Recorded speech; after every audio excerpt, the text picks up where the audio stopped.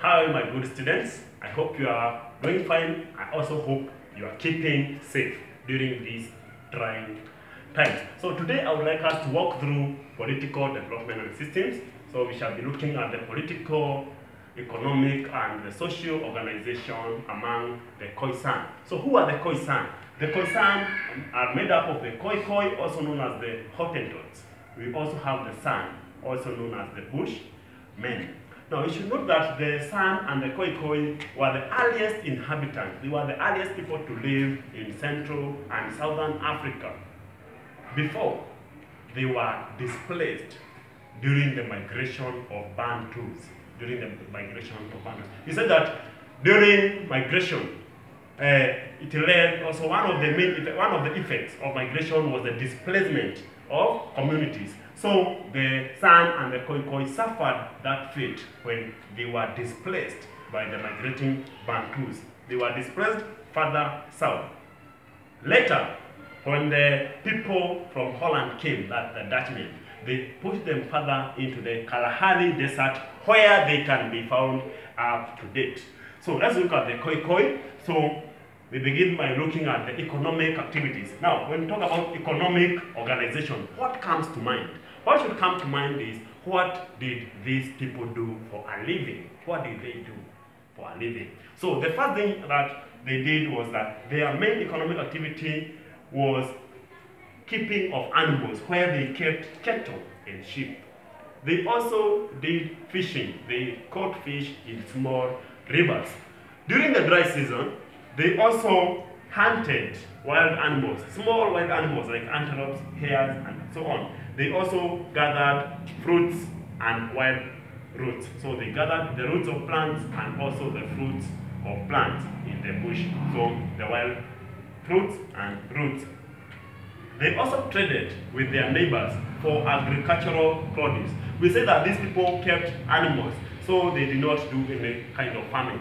Any kind of crop farming. So they traded their livestock products for agricultural products, the like of millet and so on, with their neighbors.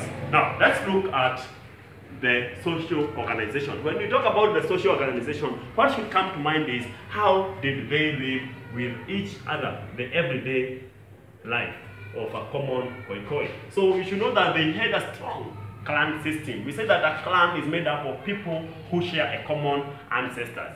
These clans could be, some of them were as big as to have 600 to 2,000, between 600 and 2,000 people, where others were small and they comprised of small groups of 20 to 40 members. You should know that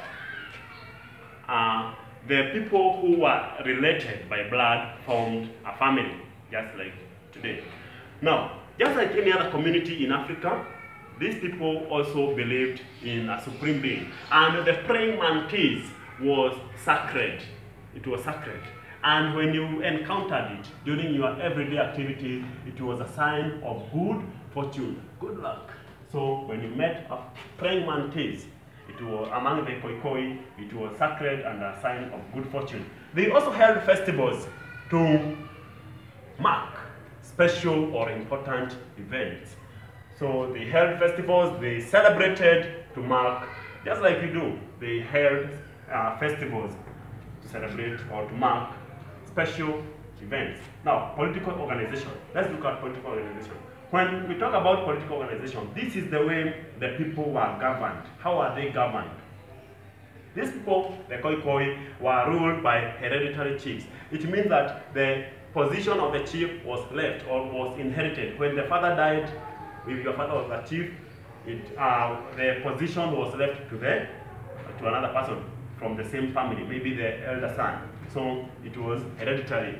But to inherit this, you had first to come from the royal clan. So it was hereditary among the royal clan. The chief ruled with the help of a strong council of elders. So who are these people who helped the chief? It was the council of elders. So who formed the council of elders? We say that they had clans. So these clan heads, these clans had clan heads, a person who is in charge of a clan. So these clan heads, when they came together, they formed what they call the Council of Elders. And the main work of the Council of Elders was to settle disputes, problems among the people. This one has killed my goat, this one has stolen my cow.